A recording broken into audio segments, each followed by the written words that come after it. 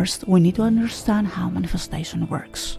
Neville Goddard in Out of This World describes that events that take place into the 3D reality proceed according to a plan that takes place in another dimension before it is realized into the reality we are experiencing.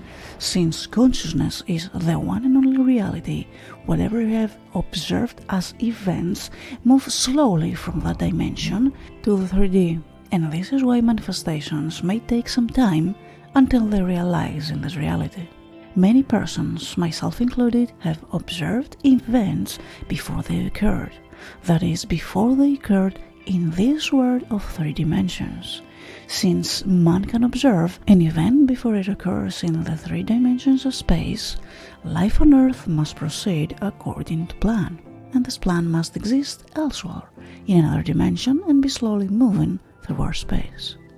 All changes take place in consciousness, and since everything begins in consciousness, then every desire we wish to manifest should first be created into this other dimension before it comes to pass.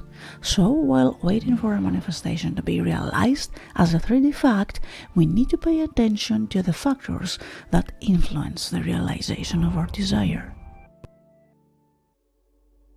Faith is one of the most important factors to maintain while waiting for a manifestation to come into the 3D.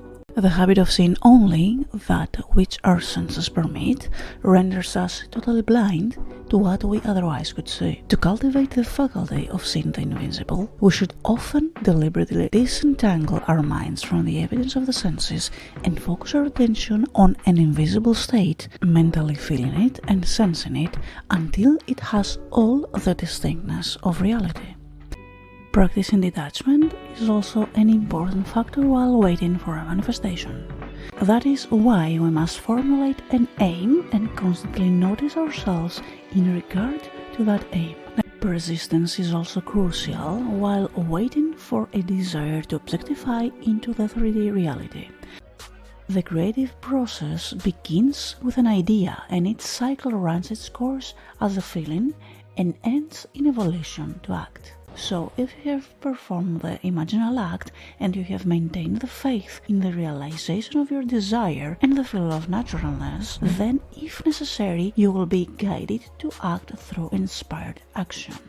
If you really believe all things are possible to God, and God is your own wonderful human imagination, and His ways are higher than your mortal level, well then, what are you interfering with that state for?